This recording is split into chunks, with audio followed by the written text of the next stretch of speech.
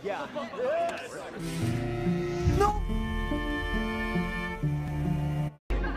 not sure whose twisted idea it was.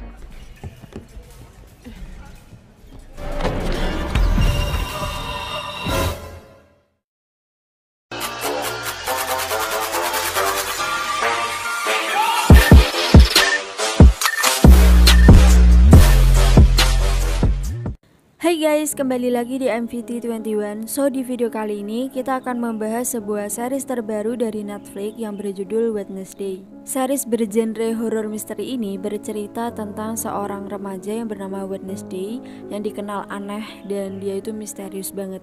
Tidak seperti anak-anak seusianya, dia itu lebih menutup diri dari kehidupan dan lebih tertarik pada hal-hal yang berbau horor dan juga mistis. Tak jarang dia juga sampai membahayakan nyawa orang lain dan harus berpindah-pindah sekolah beberapa kali karena saking absurdnya si Wednesday ini. Bagaimana keseruan kisah dari Wednesday? So tanpa berlama-lama, mari kita langsung saja ke alur ceritanya. Check it out.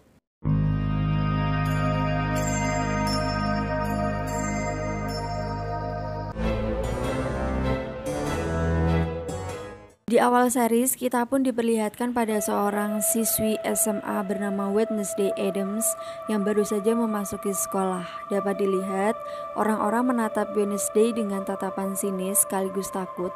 Bagaimana tidak, Wednesday dikenal sangatlah aneh dan menyeramkan. Di dalam lokernya, Wednesday menemukan adiknya Pugsley Addams yang sedang terikat. Saat ditanyai siapa pelakunya, Pugsley mengaku dia itu tidak tahu. Belakangan ini Wednesday mendapatkan kekuatan berupa penglihatan. Penglihatan itu muncul begitu saja dan rasanya seperti terapi kejut listrik. Saat menyentuh tangan Pugsley, dia pun mendapatkan penglihatan berupa siapa saja nih para pelaku yang telah membuli adiknya. Tidak terima adiknya diperlakukan dengan buruk, Wednesday langsung menemui para pembuli itu untuk balas dendam. Tak tanggung-tanggung dia melepaskan 2 kantong penuh berisi ikan piranha ke dalam kolam renang. Anak-anak nakal yang sedang berenang itu lantas segera kabur, namun sayangnya salah satu dari mereka tetap terkena gigitan ikan piranha. Akibat perbuatannya, Wednesday pun dikeluarkan dari sekolah hingga dia terpaksa harus masuk ke sekolah lain. Disinilah awal petualangan Wednesday akhirnya dimulai. Hari itu, kedua orang tua Wednesday yaitu Morticia Addams dan juga Gomez Addams ke sekolah barunya. Sekolah itu bernama Nevermore Academy. Kebetulan kedua orang tua Wednesday adalah alumni dari sekolah itu. Mereka merasa sekolah itu adalah sekolah yang tepat untuk Wednesday. Nevermore Academy dikenal sebagai sekolah untuk anak-anak buangan dan seperti Wednesday, tempatnya gelap dan jauh di tengah hutan. Sesampai di sekolah, mereka pun disambut oleh kepala sekolah bernama Larissa Wims yang juga merupakan teman sekamar Morticia dahulu kala waktu mereka masih sekolah. Setelah itu Wednesday pun diantarkan menuju asrama Ophelia. Di sana dia tuh sekamar dengan seorang anak bernama Enid Sinclair. Terlihat si Enid ini adalah anak yang sangat ceria dan penuh warna, sangat berbeda dengan Wednesday yang hanya menyukai warna hitam. Bahkan kepala sekolah sampai membuatkan seragam khusus berwarna hitam untuk Wednesday. Saat sedang berkeliling sekitar sekolah, Enid menjelaskan tentang adanya 4 geng utama di Nevermore. Mereka adalah Taring, Bulu, Batu, dan Sisik. Enid sendiri bergabung ke dalam geng Bulu karena dia adalah serigala.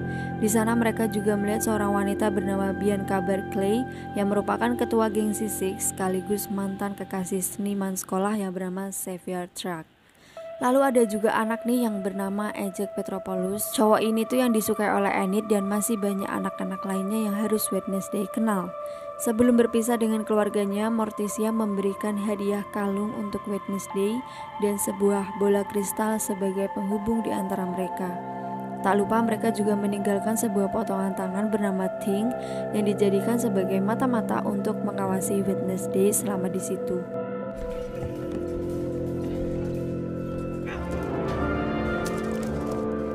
Di daerah dekat Nevermore bernama Jericho, akhir-akhir ini sering terjadi pembunuhan misterius.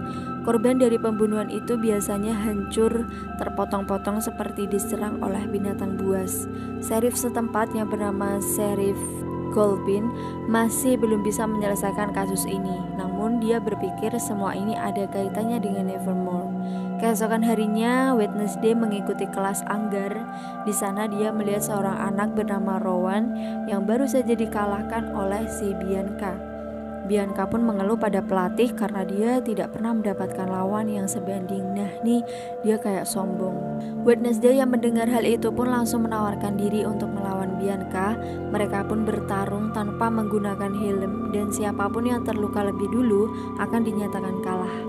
Pada awalnya Wednesday mampu mengimbangi kemampuan Bianca, walaupun pada akhirnya Bianca berhasil melukai Wednesday.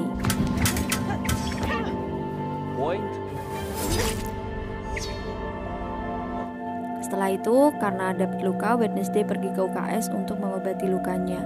Saat dia keluar dari UKS, sebuah patung burung yang berjarak cukup tinggi tiba-tiba terjatuh ke arahnya. Beruntung saja Wednesday berhasil diselamatkan oleh Xavier.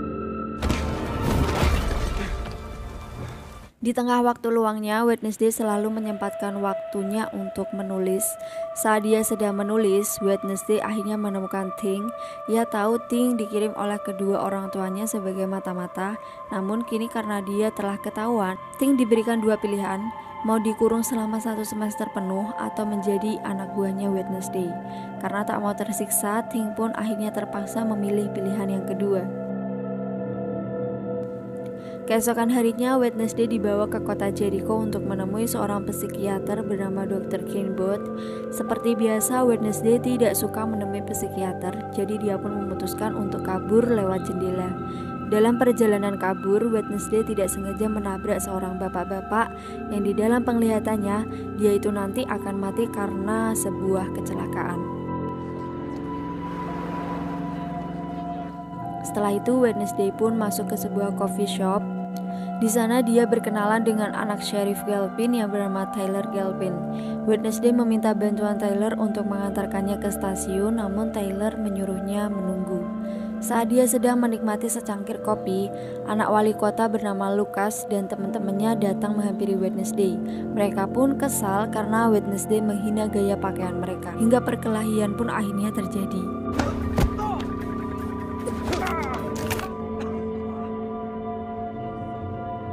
Tak pernah disangka ternyata Wednesday mampu mengalahkan mereka sendirian. Setelah itu Sheriff Galpin pun datang. Dia langsung terkejut karena Wednesday mampu mengalahkan 3 anak sekaligus. Keributan itu juga membuat Wednesday ketahuan sehingga Ibu Larissa datang menjemputnya. Namun saat mengetahui Wednesday adalah putri dari Gomez, Sheriff Galpin pun berkata bahwa ayahnya adalah seorang pembunuh. Pada malam harinya, Wednesday menghibur diri dengan bermain selo sendirian. Di saat itu pula terlihat Rowan yang memasuki sebuah ruangan dan merobek salah satu potongan gambar di dalam sebuah buku. Setelah itu, Wednesday mengirim Thing menemui Tyler untuk memberikan nomor teleponnya. Tentu saja hal itu adalah sesuatu yang baru untuk Tyler, namun dia berusaha untuk tidak takut. Wednesday menghubungi Tyler untuk menagih janjinya yang ingin membantu Wednesday untuk kabur. Kebetulan besok malam itu ada acara festival panen. Nah, Wednesday berniat memanfaatkan momen itu untuk kabur ke stasiun. Di festival panen, Wednesday dan Tyler pun kembali bertemu. Di sana Tyler sempat memberikan catatan kepolisian milik Gomez Adams yang mungkin bisa membantu Wednesday untuk mengetahui kejahatan apa yang pernah dilakukan oleh ayahnya. Lalu saat mereka berdua akan berangkat ke stasiun, Lucas dan teman-temannya lagi-lagi datang menghadang Wednesday untuk balas dendam. Saat mereka sedang kabur, Wednesday tidak sengaja menabrak Rowan. Saat itulah dia pun mendapatkan penglihatan bahwa Rowan akan segera mati. Karena hal itulah Wednesday pun memilih untuk pergi menyusul Rowan agar dia bisa menyelamatkannya. Bukannya berterima kasih, Rowan justru malah balik menyerang Wednesday dengan menggunakan kekuatan telekinesis. Dia berkata bahwa dia harus membunuh Wednesday untuk menyelamatkan semua orang. Bahkan ternyata Rowan adalah orang yang tempo hari menjatuhkan patung burung ke arah Wednesday. Jadi memang sengaja dan akhirnya ditolong sama si Xavier. Semua ini bermula saat Rowan melihat potongan gambar gadis berkepang yang mirip sekali dengan Wednesday. Ibu Rowan yang merupakan peramal pernah berkata bahwa Rowan harus menghentikan gadis itu jika dia datang ke Nevermore. Namun tiba-tiba monster mengerikan datang menyelamatkan Wednesday. Monster itu mencabik-cabik tubuh Rowan dan pergi begitu saja. Dari kejadian itu, Sheriff Galpin dan pasukannya langsung datang ke TKP untuk memeriksa apa yang sebenarnya terjadi. Namun secara misterius, mayatnya si Rowan ini tidak ditemukan, kayak menghilang, hingga orang-orang berpikir bahwa Wednesday telah berbohong. Wednesday pun berusaha meyakinkan Sheriff Galpin, dia merasa ada seseorang yang sengaja menutupi kematian Rowan atau justru menutupi keberadaan si monster pembunuh. Namun secara mengejutkan, Rowan tiba-tiba kembali ke sekolah. Berbeda dengan kesaksian Wednesday, ia kembali dengan tubuh yang baik-baik saja. Hal ini pun membuat Wednesday kebingungan, namun dia bertekad untuk membuktikan semua perkataannya. Sejak saat itu, Wednesday mulai melakukan penyelidikan. Dia berusaha bertemu dengan Rowan, namun Ibu Larissa bilang Rowan sudah dikeluarkan dari sekolah. Wednesday lalu pergi menemui Xavier untuk menggali informasi lebih tentang Rowan. Saat itu Xavier menanyakan hubungan Wednesday dengan Tyler. Dia pun mengingatkan agar Wednesday menjauhi Tyler karena dia adalah anak yang nakal. Terlihat sepertinya Xavier dan Tyler sama-sama tertarik pada Wednesday. Wednesday tidak terlalu memikirkan hal itu karena untuk saat ini dia itu lebih fokus untuk menyelidiki kasus Rowan. Wednesday kemudian mengirim Thing untuk membuntuti Rowan, namun saat Rowan masuk ke dalam toilet, dia kehilangan jejaknya. Ternyata Rowan telah berubah wujud menjadi lelaki dan berubah lagi menjadi Ibu Larissa. Lantas, mengapa Ibu Larissa menutupi kematian Rowan? Hal ini pun membuat Wednesday semakin curiga. A lefty wouldn't have failed. Siang harinya, Wednesday nekat kembali ke TKP untuk mencari petunjuk. Di sana dia pun bertemu dengan Tyler. Tyler yang masih kebingungan bertanya apa yang sebenarnya terjadi di malam festival. Setelah mendengarkan penjelasan Wednesday, dia pun percaya kepadanya, apalagi saat mereka menemukan kacamata Rowan di lokasi tersebut. I consistently stalk my parents. Setibanya di sekolah, Wednesday langsung menyelidiki kamar Rowan dan Xavier. Dia di sana ingin mencari buku tempat potongan gambar yang diberikan oleh Rowan. Setelah diselidiki, Wednesday tidak berhasil menemukan buku itu. Dia malah memergoki Bianca dan Xavier yang sedang berdebat karena Bianca cemburu tentang kedekatan Xavier dan juga Wednesday. Keesokan harinya, turnamen pok-up akhirnya tiba. Tidak ada peraturan dalam pertandingan ini dan bagi kelompok manapun yang berhasil kembali lebih dulu akan dinyatakan sebagai pemenang. Seperti tahun-tahun sebelumnya, Bianca selalu menggunakan kecurangan untuk menyabotase lawannya. Misalnya dengan menyuruh anak buahnya yang merupakan siren atau putri duyung untuk mendorong perahu-perahu dari asrama yang lain. Bukan putri duyung sih, ikan duyung. Wednesday dengan cepat mengetahui kecurangan itu dan dia pun segera mengeluarkan jaring untuk menangkap si siren ini. Setelah itu masing-masing kelompok mengambil bendera mereka. Saat Wednesday menyentuh bendera itu, dia itu tiba-tiba kembali mendapatkan penglihatan. Dalam penglihatannya, dia melihat anak yang sangat mirip dengan dirinya. Anak itu kemudian berkata bahwa Wednesday adalah kuncinya, dan setelah itu Wednesday kembali terbangun. Setelah kembali ke pertandingan, kelompok Wednesday lagi-lagi disabotase. Untungnya Thing dengan cepat masuk ke danau dan langsung menampar si siren itu.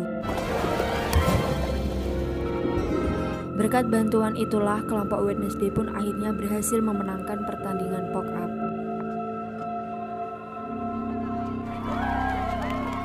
Pada malam harinya, Wednesday kembali menyelidiki tentang potongan gambar. Dia memasuki sebuah ruangan yang sangat misterius.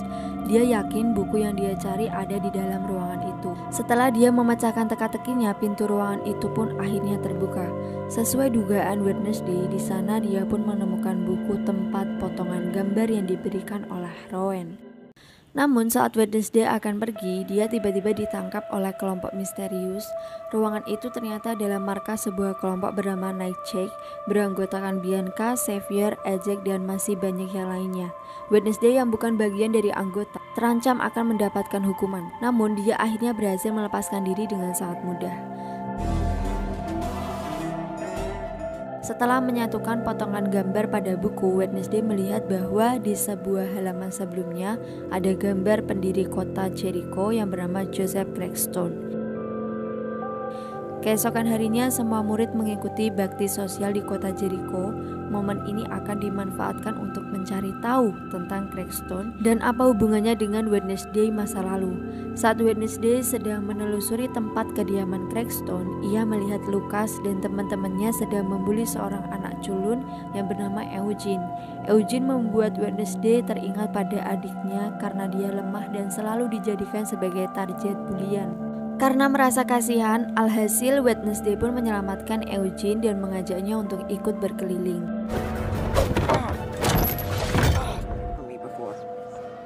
We should hum or stick together. Dia kemudian memasuki sebuah ruangan terlarang berisi barang-barang peninggalan Crackstone. Di dalam ruangan itu, Wednesday melihat sebuah lukisan Crackstone dan di sana dia juga melihat anak yang sebelumnya muncul di dalam penglihatannya. Hal ini pun akhirnya semakin memperkuat dugaan Wednesday bahwa semua ini saling berkaitan satu sama lain. Dia kemudian bertanya pada Tyler di mana rumah Crackstone yang dahulu. Siapa tahu dia bisa mendapatkan sebuah petunjuk. Di sana rumah asli Crackstone berada jauh di dalam hutan dan sangat berbahaya. Mungkin sekarang hanya tersisa puing-puing dari bangunan. Tak peduli dengan perkataan Tyler, Wednesday langsung pergi ke sana seorang diri. Di tempat itu dia berusaha menyentuh berbagai tempat, siapa tahu dia bisa mendapatkan penglihatan. Saat menyentuh pintu gerbang, Wednesday mendapatkan penglihatan tentang masa lalu. Saat itu dia melihat bahwa anak di gambar itu adalah leluhurnya yang bernama Goody Adams. Anak itu dan semua keluarganya dikecam oleh Joseph Crackstone karena dianggap sebagai penyihir. Mereka semua bahkan dikurung di satu tempat dan dibakar hidup-hidup.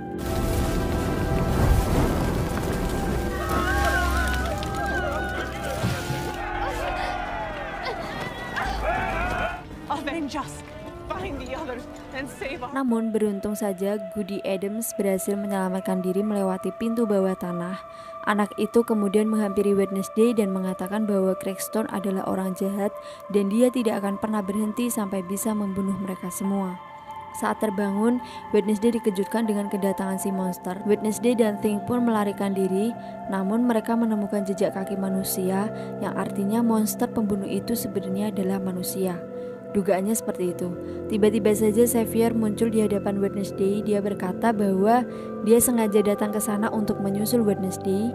Namun saat Wednesday ingin menunjukkan bukti jejak kaki pada Xavier, ternyata buktinya sudah menghilang karena air hujan. So I've lived with the self-described master, and the first thing... The cover-up is always worse than the crime. Now I need you... Tiba di penutupan acara bakti sosial, Wednesday sengaja membakar patung monumen Crackstone sebagai salah satu balas dendam atas kejahatan Crackstone terhadap leluhurnya Goody Adams.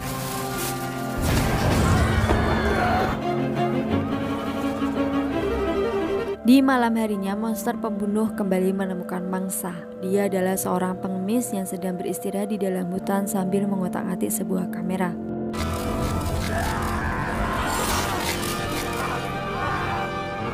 Berkat hal itu, Sheriff Galpin setidaknya mendapatkan bukti yang memperlihatkan wujud monster pembunuh. Di malam yang sama pula, Ejek dan Enid janjian untuk bertemu alias mereka itu berkencan. Akhirnya Enid berdandan sangat cantik dan menunggu dengan sabar. Namun setelah menunggu beberapa jam, Ejek tak kunjung terlihat. Ternyata Ejek terkena sihir membeku karena dia melihat rambutnya sendiri. Yap, jadi itulah alasan mengapa si Ejek ini tuh selalu menutupi rambutnya, karena apabila dilihat oleh orang lain maka bisa membuat mereka membeku dalam beberapa jam. Di waktu yang sama, Wednesday pergi ke ruangan otopsi untuk menyelidiki korban pembunuhan monster. Dia dibantu oleh Thing memeriksa mayat pengemis yang baru saja tadi mati. Diketahui salah satu kaki korban dipotong dengan dua jarinya terputus dan menghilang. Setelah mengumpulkan semua berkas, Wednesday mengambil kesimpulan bahwa setiap korban selalu kehilangan salah satu anggota tubuhnya.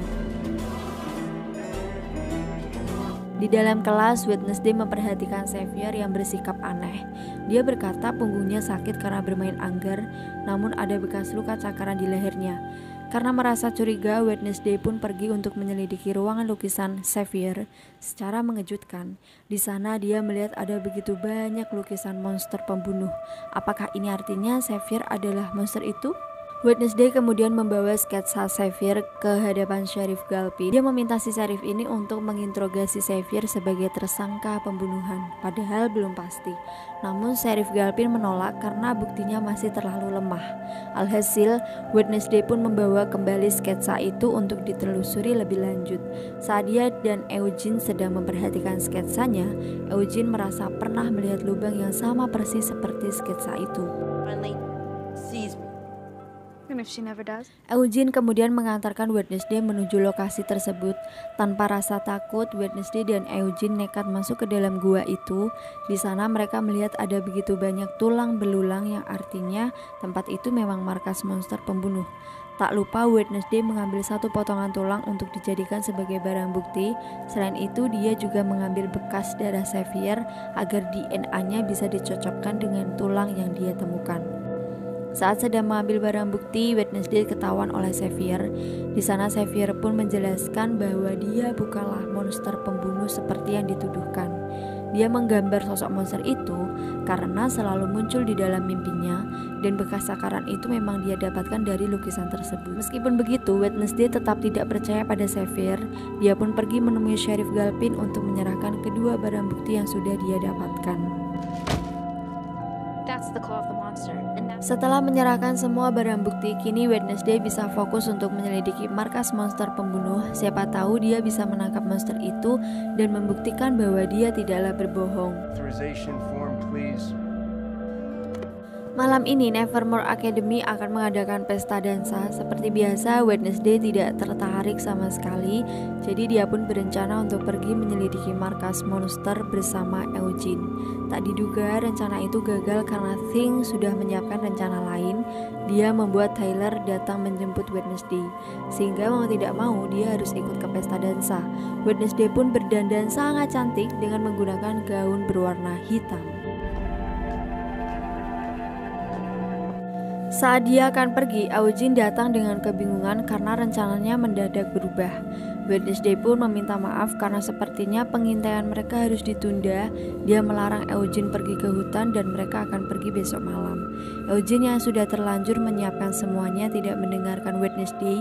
Dia pun nekat pergi ke hutan walaupun sendirian, padahal sudah dilarang. Kedatangan Wednesday ke pesta menyita perhatian semua murid. Mereka semua kagum dengan penampilan Wednesday yang tampak berbeda. Melihat Wednesday datang bersama Tyler juga membuat Xavier cemburu sekaligus marah. Dia kemudian mendekati Wednesday dan mengatakan alasannya mengapa dia sangat membenci si Tyler ini. Ternyata saat acara bakti tahun lalu, Tyler dan teman-temannya pernah merusak mural yang dibuat oleh Xavier. Tyler mengakui perbuatannya itu dan dia mengaku menyesal. Karena hal itu juga dia kini menutup diri dari teman-temannya dan juga berhenti bermain dengan Lucas dan teman-temannya. Sementara itu Eugene sedang mengintai gua melihat seseorang sedang meledakkan gua tersebut. Lalu seseorang mengejarnya sehingga Eugene segera kabur melarikan diri. Tak lama kemudian, kedua anak buah Lucas datang ke tempat pesta. Mereka rencananya ingin balas dendam pada Nevermore karena sudah merusak patung Kragstad. Mereka pun menghujani tempat pesta itu dengan cat berwarna merah yang terlihat seperti darah, padahal cuma cat. Dalam keadaan itu, Wednesday tiba-tiba mendapatkan penglihatan tentang Eugene yang diserang oleh monster. Dia pun langsung berlari masuk ke dalam hutan dan disusul oleh ibu guru Thornhill. Sayangnya sesampainya di sana, Wednesday ternyata sudah terlambat karena dia menemukan Eugene dalam keadaan tewas tertikam.